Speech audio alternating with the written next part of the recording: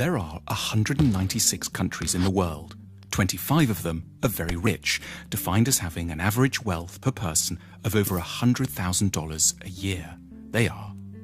But far more countries are quite poor, and some, which we're considering here, are very, very poor. These are the 20 poorest countries in the world, where the per capita wealth is under $1,000 a year, or under $3 a day. Every country is now more or less on a path to growth, but the poor ones are growing very, very slowly.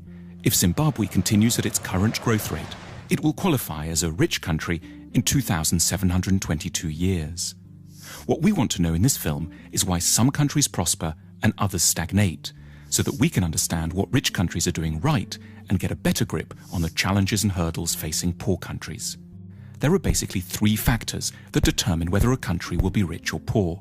The first is institutions. Institutions are beyond important.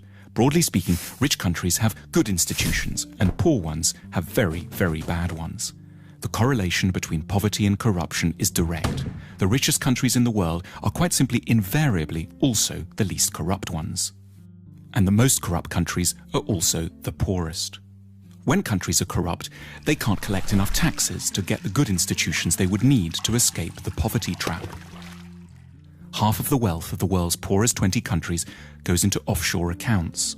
Lost revenues in these countries totals between $10 and $20 billion a year. Meanwhile, without an adequate tax base, poor countries can't invest in police, education, health and transport. Now, a more generous way to look at corruption is that it's really a case of clan-based thinking. Say you're hiring someone. In the rich countries, you're meant to do so simply on merit, interviewing lots of candidates, then picking the best one, irrespective of any personal connection. But in poor countries, under the sway of clan-based thinking, that approach would itself be seen as corrupt. It's your duty to disregard the so-called best candidate from an anonymous bunch in order to pick someone from your own team, your uncle, your brother, your second cousin, the guys from the same tribe. As a result, poor countries don't allow themselves access to the intelligence and talent of the whole population. There's a second thing that keeps countries poor: culture. What goes on in people's minds, their outlooks and beliefs.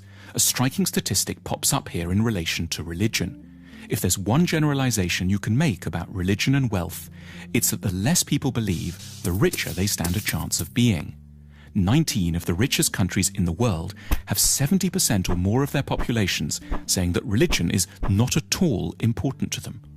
The exception here is, unsurprisingly, the United States, which manages to combine great religiosity with huge wealth. More on that in a second. And conversely, the poorest nations in the world are also extremely believing ones.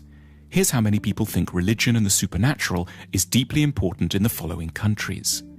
In the world's poorest country, simply everyone is a believer. Why is belief quite so bad for wealth creation? Because in general, religiosity is connected up with the idea that the here and now can't be improved, so you should focus on the spiritual and look forward to a next world instead. It makes quite a bit of sense when you live here. In the rich world, on the other hand, people are generally great believers in their capacity to alter their destiny through effort and talent. Incidentally, to explain the anomaly of the United States, religion seems not to slow down economic growth here because it's a particular sort of religion, an overwhelmingly Protestant and exceptionally materialistic kind. The American God doesn't want you to think of building the New Jerusalem in the next world. He wants it here and now, in Kansas or Houston. There's another big factor that determines the wealth and poverty of nations: geography. Poor countries are overwhelmingly located in the tropical regions. This isn't a coincidence. Life is, in many ways, simply far, far tougher there. The problems begin with agriculture. Tropical plants are generally a lot less packed with carbohydrates.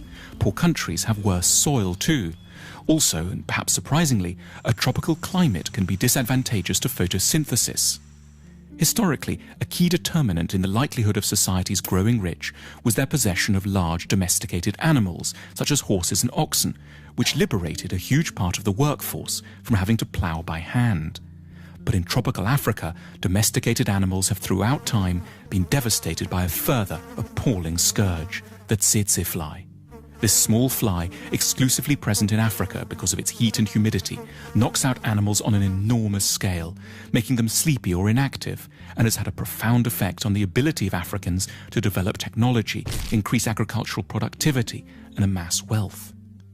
It isn't just plants and animals that suffer in the tropics.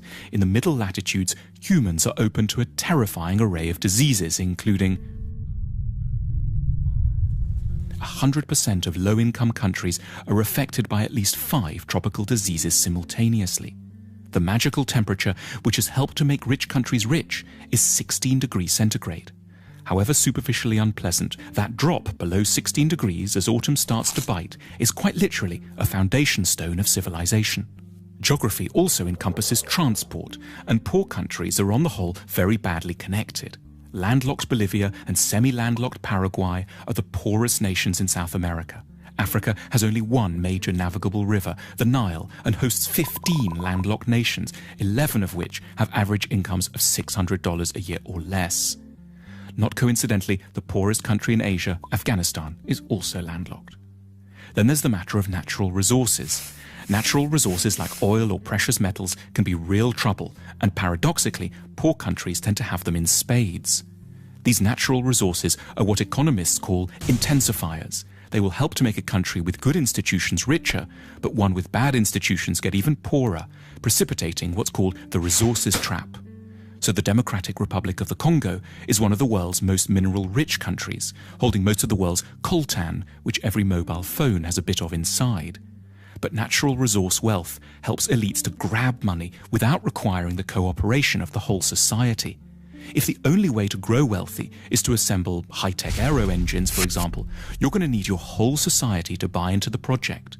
But if you just need to extract a few minerals, you can do so with a small labour force, some guns, and an airstrip long enough to ferry your loot out to market. The wealth from coltan keeps DRC armed rebels in guns and corrupts every level of society. So how should one weigh up the relative importance of all these different factors, institutional, cultural, and geographic, in determining the wealth of nations? There's no hard and fast rules, but as a guide one can suggest that 50% of a nation's wealth comes down to the state of its institutions, 20% is due to its culture, and 10% each can be allocated to latitude, connectivity with the rest of the world, and geological good fortune. If you're a policymaker, this discussion has wide practical implications, but at a more personal level, one might take away 2 things from it. Firstly, modesty. You should have a better idea of what you owe your individual success to, which is not so much your own hard work or fine mind, as the broader society you live in, which was produced over centuries and which you now draw benefit from unknowingly. At the same time, sympathy, an ability not to see failing societies just as basket cases, but rather as countries facing comprehensible and hugely difficult problems. Our sympathy can be enhanced by reflecting that the troubles of desperate lands are to a considerable extent to do with malaria, a lack of navigable river, and the horrific buzzing of the tsetse fly, rather than always some more intimate human failing, which we would ourselves never manifest.